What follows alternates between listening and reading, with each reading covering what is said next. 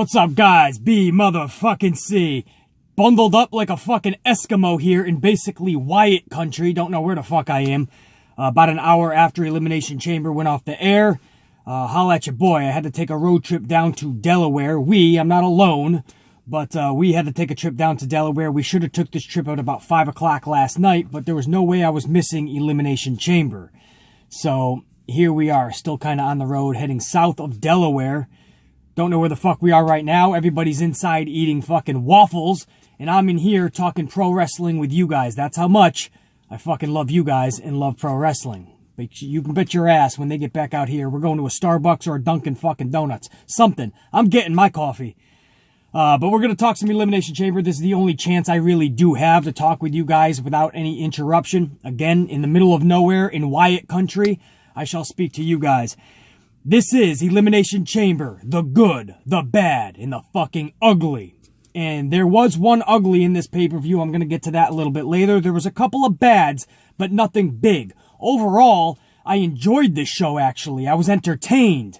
Again, the logic in the booking, in the creative, they kind of showed their ugly heads again, and that's where this bad stems from. I want to jump right into it. I want to start from the very top with the Women's Elimination Chamber match. First ever in the history for the women. And let me tell you guys this. Thoroughly enjoyed it, but more importantly, this was a good match. All these fears that everybody had for the Royal Rumble match, and it actually ended up being a good match. Lots of surprises. A good story was told, and nobody was bored. Everyone was on their feet over there in Philadelphia. Well, the same thing can be said for the Elimination Chamber last night. And that was to start off the show. To start the Elimination Chamber, the women put on a damn good show. Good story was told throughout the match. Everybody got in their shots. Mandy Rose was even throwing in blows. Sonya Deville looking like a fucking superstar in there, and she's only been there a few fucking months. Yes, I said that. Sonya Deville looked like she belonged in that cage, probably because she came from the cage. But she was actually using that to her advantage, probably more than any other superstar in that match. Mickie James flying off the top of the pod with that splash? Come on, man. I thought somebody would fly. I did not think it was going to be Mickie James. That was pretty cool. Twisted Bliss. Alexa Bliss flying, soaring through the air. Sasha Banks and Bayley, obviously, standout performances. I mean, what can you say? This match delivered, man, in all aspects. The end of this match saw what I wanted in my amplified booking, what I had in my amplified booking, and that's Bayley doing a belly-to-belly to Sasha Banks, top rope. And she delivered it, but Alexa Bliss was right there to capitalize, and Alexa Bliss took out Bayley, 1, 2, 3. This left Sasha and Alexa. There was a chance I thought maybe they'd give this to Sasha Banks, but then I remembered who we're talking about. Through some fun stuff, an amazing Twisted Bliss off the top of the pod, turned into a Banks statement, by the way, but Alexa Bliss able to get out, bring Sasha Banks into the corner, rams her 3 times into the corner. When it was all said and done, Alexa Bliss picks up not only the victory in the first ever Women's Elimination Chamber match, but she retains her Raw Women's Championship, and she heads to WrestleMania to face who the fuck knows at this point. I'll get to more of that in a couple of matches, because at this point the whole title picture is kind of up in the air. We assume it's Asuka, but Asuka would make no sense, again, because you have Ronda Rousey on the same Raw brand. You can't have Asuka and Ronda, but it looks like Asuka would be the only person. I mean, or do they go with the Nia Jax Alexa Bliss plan match from the beginning that Vince wanted months and months ago? Alexa Bliss, Nia Jax, with that set up, Nia Jax, Ronda Rousey for SummerSlam, and then Rousey gets the championship match at SummerSlam, and it's Rousey versus Nia Jax. It's all fucking a clusterfuck right now. You guys know I like Alexa Bliss. There's no way around it. I like Alexa Bliss. I love Sasha Banks, but I like Alexa Bliss. And you guys know what I tweeted out last night. I said, while I do love Sasha Banks, congrats to Alexa Bliss. That was a damn good match and performance by all you ladies. That was my tweet last night, because I felt that way, man. No matter who won that match, they delivered. And I'm actually proud of Alexa Bliss, man. I like Alexa Bliss. I just don't see how this makes any sense, because WWE had Sasha Banks and Bayley in the palm of their hands for WrestleMania. It was right there for the taking. For the strap, Sasha Bayley, what the fans wanted for 2 years now. They could have done it last year. They decided not to. They had it right there in the making. Elimination Chamber, no matter who you have turn on who, Sasha turn on Bayley or Bayley turn on Sasha, or create that friction, and one of them wins the championship last night. As a Sasha Banks fanatic myself, guys, you guys know I love Sasha, I was okay with Sasha winning it last night and dropping it at WrestleMania. I know. That's how much I just wanted to see this epic story be told on the grandest stage of them all. The story was going to play out for itself. It was going to be badass. Instead, you get Alexa, who again I like, but should she be the champion going into one of the highest profile matches of WrestleMania when she only defended this thing once in 5 months? One time since October. And Alexa Bliss is getting that ticket right over to WrestleMania. Sasha Banks and even Bayley have been busting their ass week to week. Do they not get it? Everyone who says Brock Lesnar isn't deserving because he's not there every week. Alexa Bliss only defended that championship once in 5 months, guys. She's getting that same ticket. And as much as I like Alexa, she's nowhere near the drawing power of Brock. So what I'm saying is, why not put that strap on either Bayley or Sasha? Tell the story of what all the fans actually want to see. Sasha, Bayley, WrestleMania for the strap. Now it looks like we still might get Bayley and Sasha in some form, but now that's just going to be a little side exhibition match. They're not going to give them a lot of time. They're going to give them 10 minutes tops. Sasha and Bayley ain't going to give a fuck about this shit. Actually, you know what? They take this shit to the next level when they're in there together, so they will actually... Still, if you only give them 10 minutes, they're still going to go out there and kick each other's ass and put on a good performance. But it's not going to be anywhere near where it could have been because WWE isn't going to give a shit about the match and they're not going to give them ample time and it's going to be a side attraction. If you gave Bayley and Sasha on the grandest stage of them all, one of the highest profile matches on the card for the strap, we could have saw something epic, something that would have tore the place down, almost like their NXT TakeOver Brooklyn matches. That's how good Sasha and Bayley can do when you put them on the grandest stage, man. And it's like WWE dropped the ball here. Now what do we get? Nothing is going to come close to Sasha Bayley for the strap at Mania. Nothing. Alexa Bliss versus Asuka won't even. That's going to be a shimmy match. 10 minutes. Asuka picks up... Obviously, Asuka's going to pick up the win in the title. It'll be a cool moment. But the match isn't going to deliver at all. Alexa and Asuka's chemistry? No way. And then on top of that, what else? Nia Jax versus Alexa Bliss? Nia Jax, Alexa Bliss. What story are you going to tell? They used to be friends? We already saw that. They broke up already. Then they become friends again. Then they kind of broke up. Nia Jax versus Alexa Bliss. To what? Nia Jax picks up the strap and then SummerSlam Ronda Rousey picks it up from Nia Jax. I guess you can tell that story. Maybe Vince thinks there's so many high-profile matches that he just wants a little bit of a squash match. Nia Jax takes out Alexa Bliss. Because you cannot have Asuka guys, right? Asuka and Ronda Rousey. Ronda Rousey actually did sign that contract last night. I will get to that a little bit later. But she's a full official part of Raw now. You cannot have Asuka, the dominant female, versus, or should I say, and Ronda, a dominant female, both on the same brand. You have to have one dominant female on each. Asuka on one, Ronda on one. Ronda signed her contract. Asuka has not yet officially decided who she wants to take on. I think tonight you're going to get Asuka actually say, I want Charlotte. So I think Asuka and Charlotte is the way to go there. Obviously, Ronda is going to be in a mixed tag match. Again, I'll get to that in a little bit. And I think it's going to be like a Nia Jax versus Alexa. Who else could it be?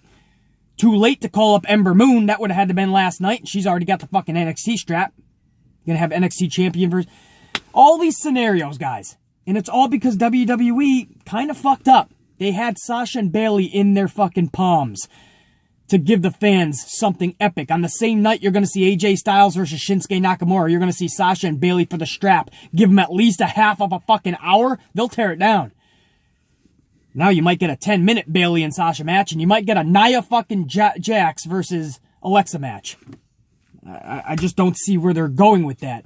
That should actually, the booking there should go in the bad column. But because this Elimination Chamber match delivered, I'm putting it in the good column.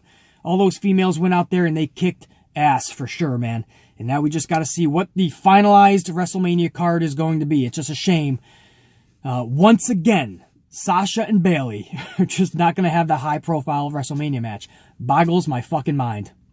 Next up, guys, we had the Tag Team Championship match. This was Titus Worldwide taking on champions Sheamus and Cesaro, The Bar. Don't have to talk about this match too long because what should have happened, happened. All three things were checked off in the check-off boxes, right? Fucking, you had Titus Worldwide showcase what they can do in there with the allotted time that they were given. Check. You had Sheamus and Cesaro walking off with the championships going into WrestleMania. Check. And the match served its purpose. It brought everybody back down from that Elimination Chamber match. You got to kind of reel in the crowd a little bit. Don't get them fucking overly exhausted for the rest of the night. Bring them down a bit. It's a shame that Titus Worldwide and The Bar had to be that match, but there has to be that match that brings them back down. So every box was checked off. The crowd was brought back down, so the match served its purpose. Apollo was flying through the air, showcasing what he could do. Titus being the brute, showing what he can do. And in the end, Sheamus and Cesaro showcased that they were the team that's deserving to go into WrestleMania, because that's what should happen. Sheamus and Cesaro should be dropping the straps at the bigger stage, WrestleMania, to a high-profile tag team. Who is that? I don't know, because the Raw tag team division, much like SmackDown's tag team division, is in complete turmoil. They don't know what the fuck they're doing. But I did agree, as much as, and you guys know, I actually like Titus Worldwide. I loved fucking the chemistry between Titus, Apollo, and Dana Brooke. Dana being like the nerdy accountant girl, you know what I mean? And then you have fucking Titus, who's kind of like just still being under the wing, the tutelage of Titus, but Titus is actually still trying to figure everything out too. I like them three together. But there's no way that you give them tag team championships last night. Showcase what they can do, though. It was good to see them on the card. But Sheamus and Cesaro have to keep those straps going into WrestleMania. They just fucking have to. Because that's where they should be dropping them. The problem now is, who do they drop it to?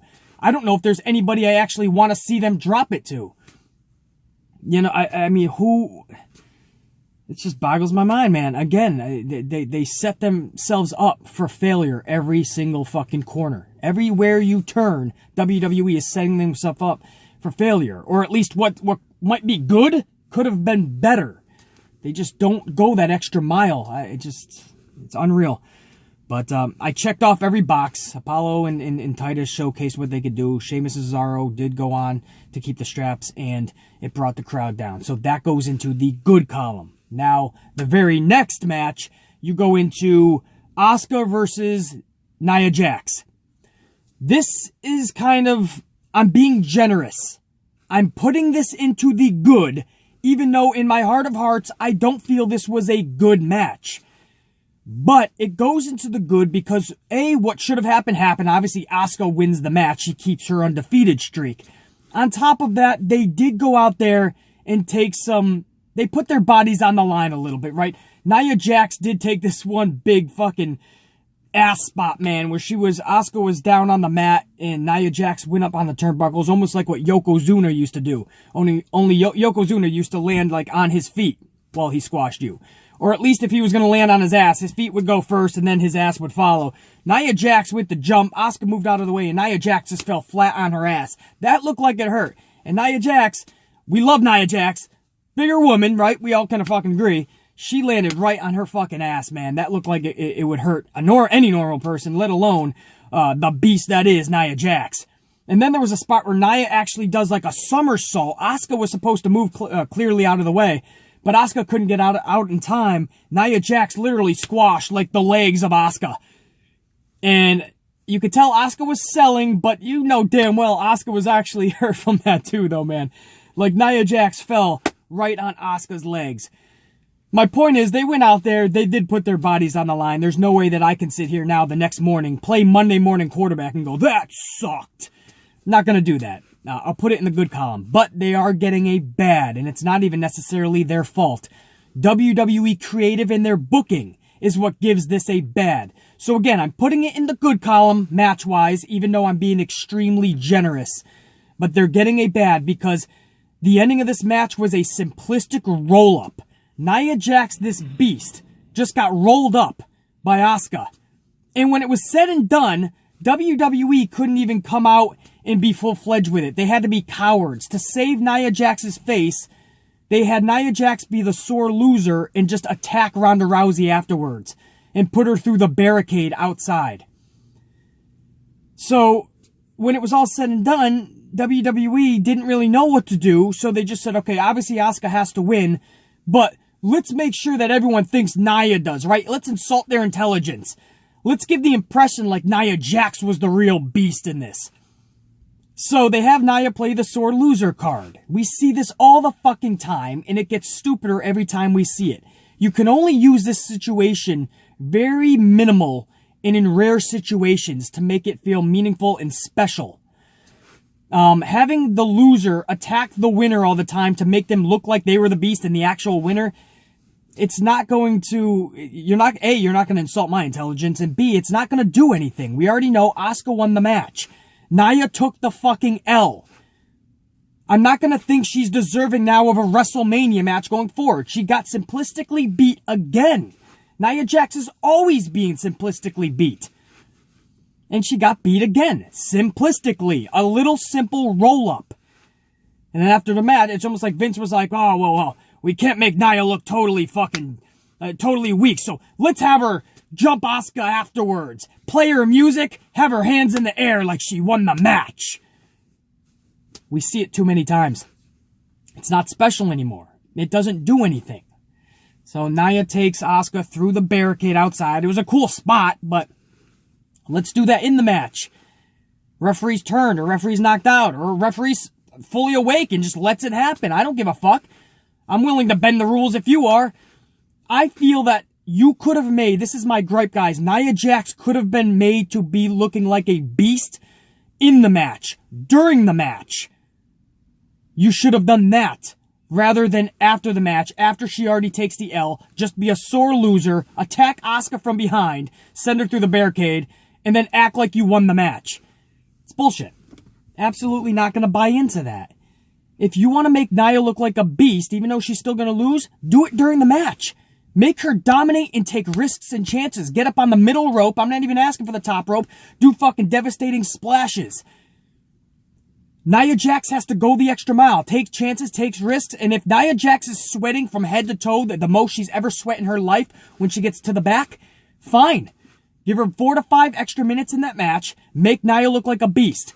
Asuka squeezes out the victory. Not a simplistic little roll-up or anything. Asuka squeezes it out. I'm okay with that. Oh, BC, Asuka might look weak. No, she's taking the fucking W over what they're trying to book as a beast. But I take that back because they're not even trying to, because they're doing a shitty fucking job at building Nia up to be a beast.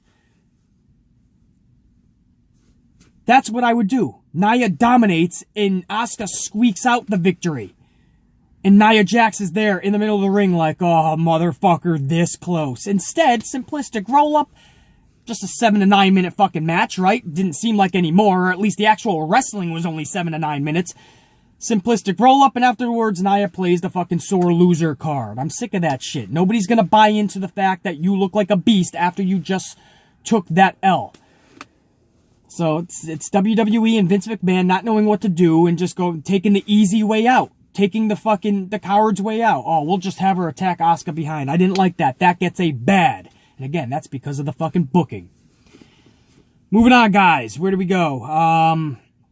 Matt Hardy versus Bray Wyatt. This is going to be the easiest match in this video to call. This is in the ugly column, obviously, because, and this is easy to explain, every part of this was ugly. I told you guys in the amplified booking video, Hardy and Wyatt have zero chemistry. They don't work well together. They just don't. But BC, why were you okay with this feud going into WrestleMania? Because I told you guys in that amplified booking video, the story in this feud was going to far outweigh the wrestling. Normally, I will say you can't have that. The wrestling needs to outweigh the story in the end, right? No, in this scenario, special cases, this is one of them, the story could have far outweighed the wrestling. We could have had a fun journey these last couple of months and the next 6 weeks going forward. If they booked and had creativity do what they should be doing with Wyatt and Hardy, this would have been fun as fuck. And at WrestleMania, we could have got the ultimate payoff in a little simplistic 10 to 15 minute match. I would have been fine with that. Because I know the match could have never overshadowed the actual story. But I'm fine with that. I was intrigued and was about to have fun with the story. And from the beginning, WWE dropped the ball. This story has sucked the life out of everything professional wrestling the last 2 months. And if they decide to go forward, it will suck the life out of pro wrestling the next 6 weeks. This has been what should have been fun and intriguing. This story in this feud is absolutely fucking horrendous, guys. Abysmal at best. And the chemistry, when the story isn't there, then the wrestling definitely has to be there. And that sucked last night. The chemistry was not even there. They just don't work well together. And when it was all said and done, you got chants of "we want beach balls." And then chants of other wrestlers, and fucking fans are distracted by simplistic fights in the stands. It was bad. It was cringeworthy to watch, and I'm just glad that that's over. And now, what should have been a fun feud going into WrestleMania, I want Wyatt and Hardy to be done now. That's over. And by the way, the woken Matt Hardy, I can officially say that is an epic fail. And that's sad because broken Matt Hardy was actually fun over in TNA. The only time I've ever watched fucking TNA in the last fucking couple of years was because of Matt Hardy. I had to see this broken Matt Hardy character everyone was talking about. Other than that, Josh Matthews would totally make every part of me fucking just want to explode in misery. But what they did with broken Matt Hardy, it's a shame, man. And that goes to show you Vince doesn't know what the fuck he's doing with it. And I don't know if that character was going to really survive in WWE anyway. But in order for it to get a chance, the booking and the creative had to have been flawless. And instead, it was the opposite of flawless, and it was tragic. Tragic booking for Matt Hardy. That's a shame, man. Anyway, Bray Wyatt loses to Matt Hardy last night. Bray Wyatt picks up Raw 25's victory over Matt Hardy, and Matt Hardy picks up Elimination Chamber victory over Wyatt. And it looks like they're 1-1 right now. It looks like there is going to be a rubber match, the rubber band match, right? And you have the fucking Wyatt and Hardy in the rubber match. It looks like there's going to be a match number 3 because right now they're tied up 1-1. I just don't want to see it. I really don't. Everything about this has been ugly, from the story being told from the very beginning to the match last night, and wherever they want to go in the future, that is straight out fucking ugly. Now we move on to the contract signing. Ronda fucking Rousey signs her contract, officially becomes a part of Team Raw. Now, this is obviously in the good column for everything. Everything that Wyatt and Hardy were in the ugly column for, because it was straight out ugly, the whole thing. This was the whole thing very fucking good. And I know there's some people that are like, yes, but the promo that Ronda started to cut was cringeworthy, BC. I was really, it was bad, BC. Guys, it's her first fucking night on the job. Royal Rumble was just a hello. This is her first night on the job. Relax. It played in, yes, it was, you could tell she was nervous. You could tell she's going to have to change some things, but Ronda's character is not going to have to speak a lot anyway, nor should she. She should not be booked that way. Ronda, the same way WrestleMania, 31, right? When it was Ronda and Rock in the ring against Triple H and Stephanie. And Ronda said something to the effect of, I think it was exactly to Stephanie McMahon, "You want me to leave? Make me. Or why don't you make me?" That was it. She just needs to give like 1 or 2 sentences in a badass way. That's Ronda Rousey at her best. She doesn't need to be giving long promos. That's not her. If that's the case, then yeah, you put the mouthpiece on her. You put Paul Heyman on her. Definitely. That's not what she should be, though. A couple of lines. You want me to leave? Make me. You want to do something about me? Deal with it now. Step in here. Talk badass because we know she can back it up and be badass. That's Ronda. So Ronda doing her little fucking, oh man, that promo, man. She was all like nervous and she was like not speaking loud enough. And relax, first day on the job. It was overwhelming. This is what she loves. This is what she grew up loving. Now she's ready to kick ass on her own. She had a lot of her UFC fighters, man. Her compadres were down there in the first few rows, man.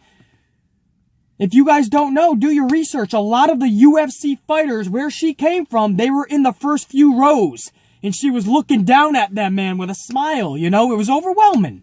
But it also played into the story. This was her lifelong dream from the beginning. Not necessarily being a pro wrestler, but pro wrestling. And now she gets to fucking be in this ring. And this is a big moment. And she's overwhelmed. She's nervous. You know, let it play out. The face she gave when it was all said and done, that was Ronda at her best. Nobody said, oh, Ronda, that stare down was epic. No. Instead, this morning, everyone's talking about, oh, man, her promo's a little off, BC. It was cringeworthy, BC. It was hard to watch. She was so nervous. Come on, man. You're putting this in the same level of, like, Dasha Fuentes. James Ellis. It's Ellsworth, Dasha, not James Ellis. And then Dasha's stuttering over every other word. She's an interviewer, broadcast journalist, whatever you want to call her. Her job is to get it all fucking right and to speak eloquently and not fuck up. Ronda's is to be badass. So don't worry about her promos right now, man. And she did just fine. Yes, the nerves were there. Yes, she'll correct some things, but you got to remember what she's there for and what her promos are going to be or should be going into the future. But other than that, the actual story told last night, I fucking loved it, man. Ronda's about to sign the contract. Stephanie's trying to make her to rush her. In the corner, Kurt Angle's telling Triple H that he doesn't feel right about this. Triple H is trying to calm down Kurt Angle. But Kurt Angle is over there. Finally, can't say enough. Ronda sees what's going on. Ronda's like, Kurt, is everything all right? Kurt says, yeah, Ronda, everything's fine. It's just that Triple H and Stephanie McMahon just can't wait to have you sign the contract so they can manipulate you. In fact, I overheard them earlier in the day talking about how you are. No, wait, he didn't say the has-been line yet. He said, I overheard them earlier in the back talking about how it's been 3 years, but now we finally own the bitch. Boom! The whole crowd is like, oh shit. Shit just got real. It took 3 years, but we finally own the bitch. And Kurt Angle came right out and narked out Triple H and Steph. They start talking about how Triple H and Stephanie start talking about how Kurt Angle has the flu and they're going to get him out of the ring. They apologize. He's talking nonsense. So Kurt starts going up the rampway. You have Ronda Rousey about to sign the contract again with Stephanie McMahon telling her it's okay, it's all right. But then Kurt stops at the rampway, turns around and says, oh yeah, forgot to tell you one other thing. Stephanie McMahon earlier called you a has-been.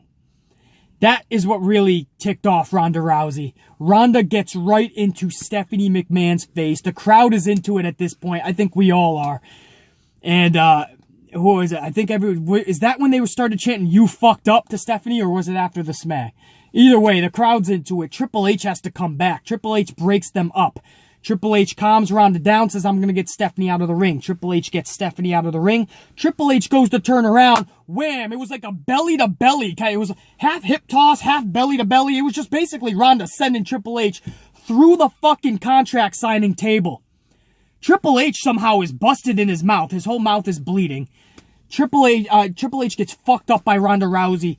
Stephanie comes up from beyond Ronda. Turns Ronda around, smacks Ronda square in the face, Stephanie McMahon-esque, because it's Stephanie McMahon, the only way she knows how, laying it into you.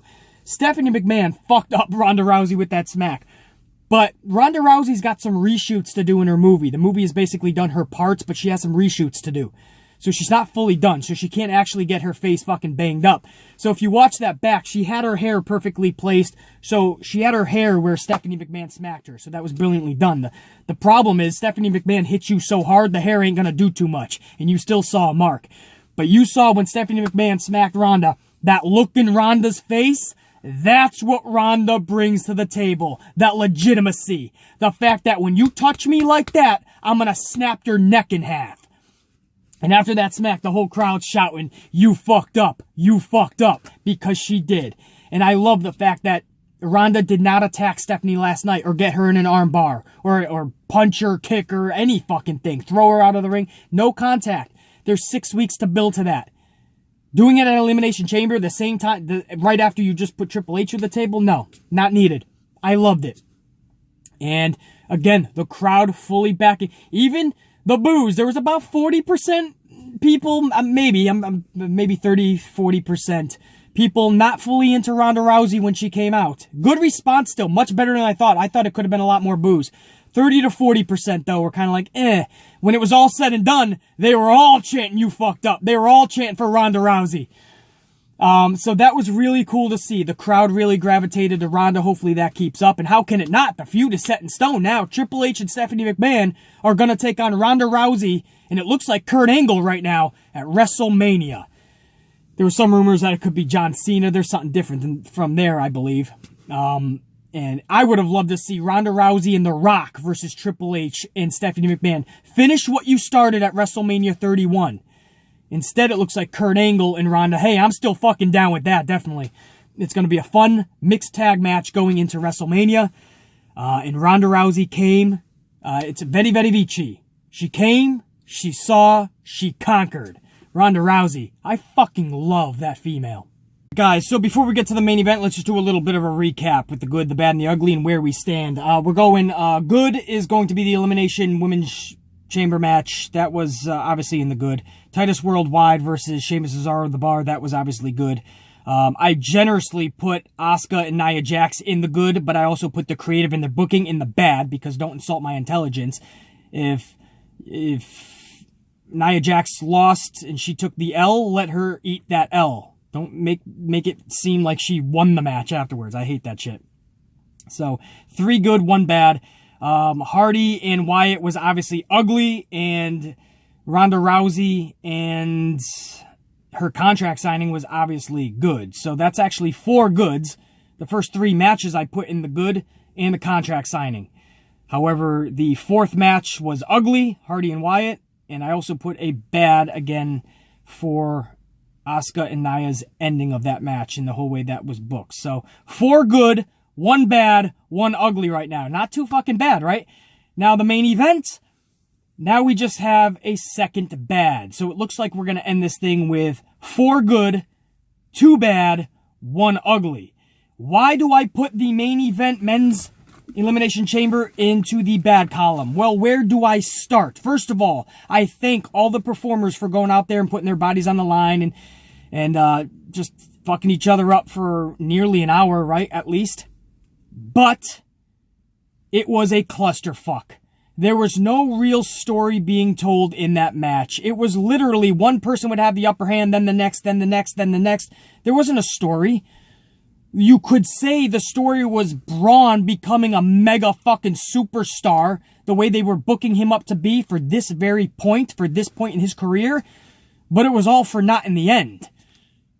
So, I mean, 1 second, not even 1 minute, 1 second, Finn Balor's destroying everyone. 10 seconds later, Rollins is destroying everyone. 10 seconds later, Cena's in there destroying. There was no story arc. It was just chaos. Sometimes chaos and anarchy is fun and can be fun, especially in pro wrestling. In this match, I wanted a little bit more story arc, but I also wanted some more risks and chances. When I thought 7 of these men, not just 7 men, these men in that chamber, I thought pods would be getting destroyed. People would be getting sent through almost all the pods. People would be dangling from the top of the cage, flying from like way up high on the cage, not just the pods, getting creative. I didn't see a lot of anything last night. I saw just a lot of like, I hit you, you hit me. He's got the upper hand for 10 seconds. Now he's going for 40 seconds. It was, I expected more, I guess, man. And that's my fault. You can't go into WWE events with any expectations anymore because you'll be let down. But seeing what the women did, the fucking women, Mickie James flying off the pod, Twisted Bliss from the top of the pod, the women up there fucking climbing the cage. I'm thinking, wow, the men really have something special in store for us. They really didn't. You know what I mean? It was sling blades. There was a bunch of power slams, spears, attitude adjustments. I could see that without a fucking chamber. All the shit I was seeing didn't need an elimination chamber at all.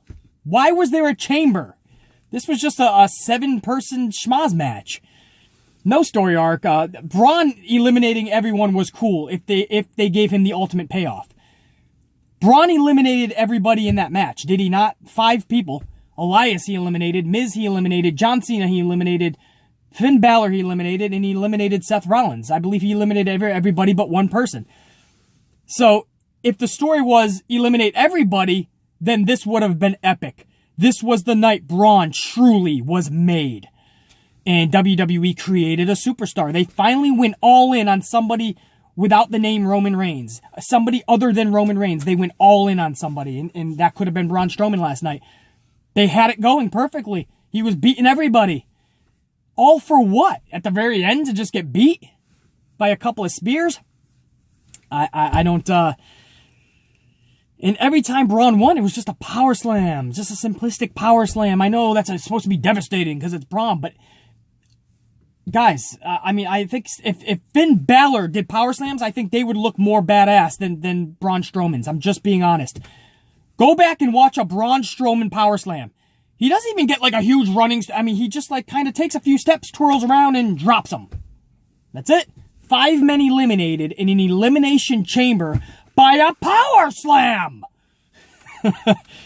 So that was... man, to say it left more to be desired would be an understatement. And then they also had a chance last night. If you're not going to go with Braun, they had a chance with Seth Rollins. Coming off of that 65-minute fucking match that he had on Monday night. What was it? A gauntlet match. 65-minute gauntlet match. He was the star. He was the talked-about superstar the whole week. You could have built on that momentum and put him in that match with Brock Lesnar. Even if you still want Roman, you could make that. This is the first time you're going to hear me say I'm okay with a triple threat match. But I actually would have been. Seth, Roman, and Brock have a story to tell. WrestleMania 31, after Brock and Roman beat the shit out of each other, remember, there was a cash-in. That's when Seth came down at the end of that match and made that match a triple threat match and ended up winning the championship a minute later. So a lot of people say that was unfair. Roman fans and even Brock fans. Oh man, Seth fucking sneaked his way in. This could be redemption. Now we know you're in this match. Now we're going to do this the right way. Unfinished business. And you could have built a superstar last night and going toward WrestleMania. Seth Rollins could have been a bona fide superstar. Not just one of your stars. Or we can call Seth a superstar, but you know he mingles around in tag team division in mid-card status. WWE and Vince always say, we can always create superstars, but it's on them. They have to create themselves. They have to go and grab the brass rings. We can't do the work for them. They're doing it. Rusev started it. You kicked him off TV. Breezango was getting some reaction. You kicked them off TV. Bad News Barrett, you kicked him off TV. Seth Rollins, you push him to the side last night. Braun Strowman could have been last night. You pushed him to the side. Oh, but BC, they made him look dominant the whole match. He eliminated everybody. He took an L. 3 weeks from now, when we're in the middle of WrestleMania's fucking season, right? Really into it.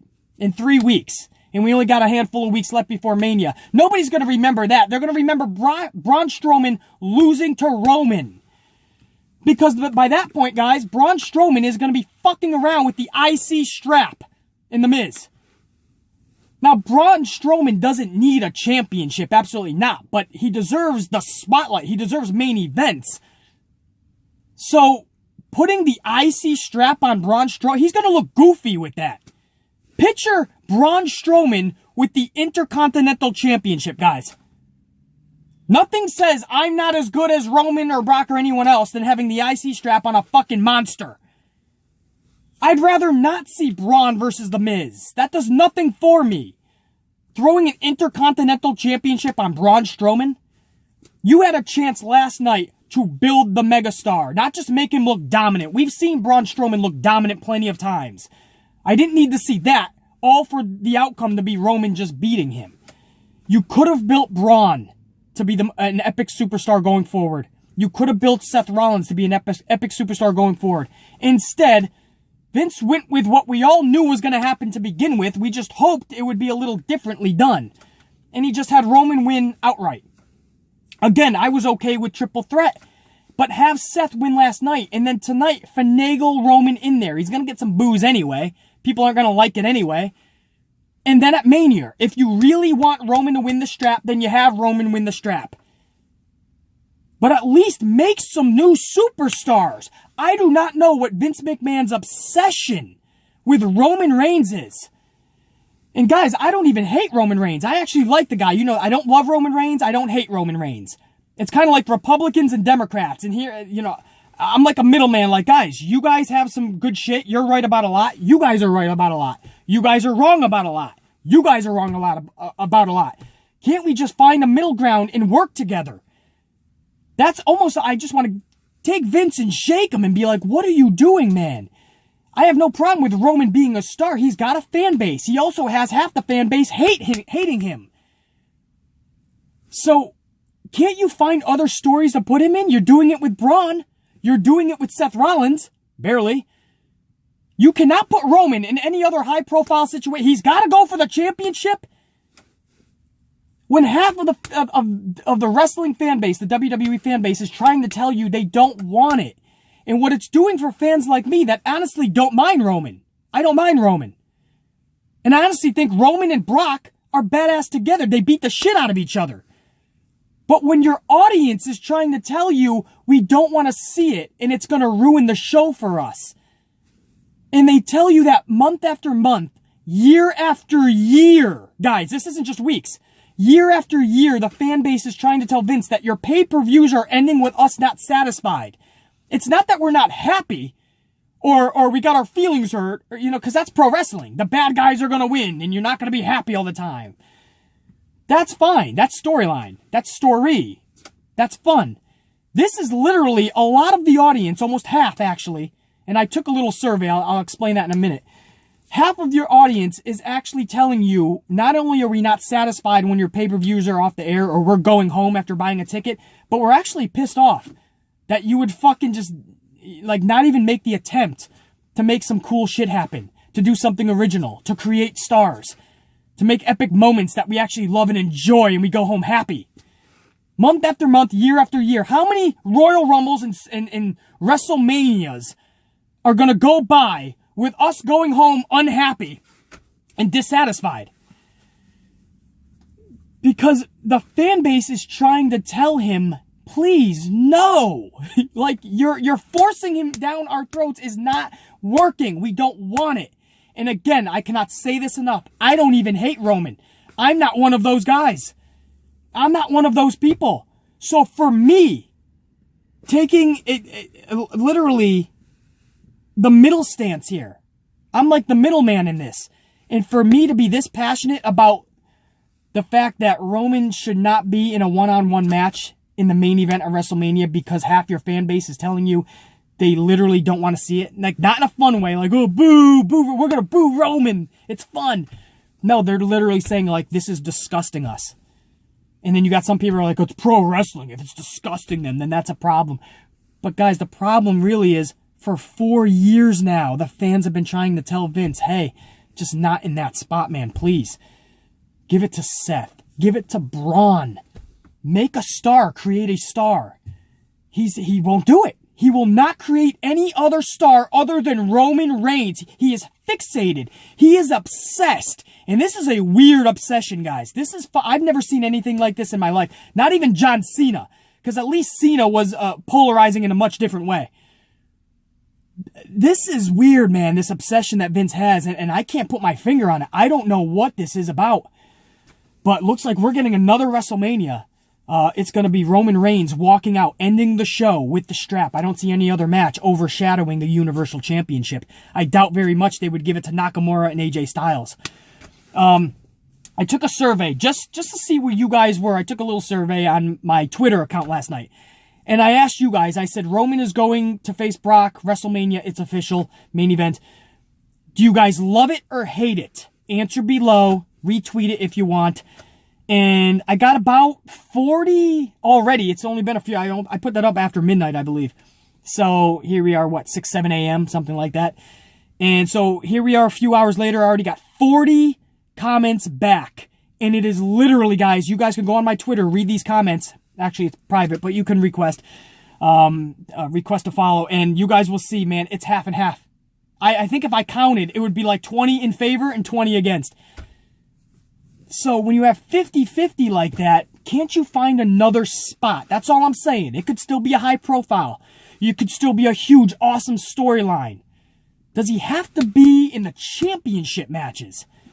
It's a weird obsession, and I don't understand it. And because the match was a clusterfuck, and because the ending, it's just, Vince and WWE failed to create a star. And more importantly, because they did the same exact ending with Nia Jax and Asuka for the men. The same ending. Roman Reigns wins, but Vince is like, everyone was in Vince's ear saying, oh, the fans might not like it. So Vince is like, oh, have Braun send them through a pod door, play his music, and have him put his hands in the air. They'll think Braun actually won the match. Don't insult my intelligence. The same way with Nia Jax. Attacking somebody from behind, beating up a little bit because you're a sore loser does not make me think you're any more of a beast. Does not make me think that you're more deserving of a title match going into the future. You lost. You ate an L. They made you a loser. I don't care if you beat 5 people last night or 105. You still lost when it counted the most. Sending somebody through a pod door and putting your hands up in the air after your music plays after you lost, it's not going to do anything for me. You didn't save face at all. WWE failed there. You didn't. You tried to insult my intelligence. It did not work. Because I promise you this. I now look at Roman beating Braun. Now, where does Braun go from here? Now, Roman Reigns beat Braun, but you expect me to believe that The Miz can beat Braun? There's no logic. There's no believability in this. You could have created a couple of stars. Elimination Chamber went off the air last night with Roman Reigns the victor. But they wanted you to think that Braun Strowman was the victor, right? Because he was dominant. That whole clusterfuck deserves a bad, and it gets a bad. So we end the event, I believe, guys, it's 4 good, 2 bad, and 1 ugly. Now, in my booking, an ugly actually kind of counts for 2 bads. So when it's all said and done, you really had 4 good and 4 bad. Because, again, an ugly kind of counts as 2 bads. So it's right down the middle. It was kind of a 50-50 event. I'm going to lean more toward the good, though, because I was actually entertained by it at least. Even though the bad, even though they try to insult your intelligence here and there, even though the booking and creative is still not on point and nowhere near on point, even though all that shit, the boys and gals went out there, they kicked each other's ass, they busted their asses. It was fun, it was entertaining. I actually enjoyed the Elimination Chamber. So even though it was 50-50 down the middle, 2 bad and an ugly and 4 good, I still am leaning more toward I enjoyed the Elimination Chamber event. So for me, it was a good event, a good way to kick off the WrestleMania season. I just think what was good could have been so much more better. And it's almost like WWE doesn't even strive to be better anymore. So I don't know what has taken these motherfuckers so long, but I am going to go in there and drag these fuckers out of this fucking place. So I can go and get my fucking coffee because I deserve it, damn it. We're going to kick the rest of Monday's ass, go on to Monday Night Raw tonight where Stephanie McMahon is basically telling Kurt Angle that he has to apologize tonight. He has to apologize. So that's going to be a diabolical situation. I fully believe Ronda Rousey will come out, Triple H will come out, and we'll get something kicking into high gear tonight. And I will see you guys tomorrow for Raw's review and reaction. For now, I am going to get my coffee. I am going to whoop ass. The Amplified Man is cashing the fuck out. B motherfucking C. We'll check you.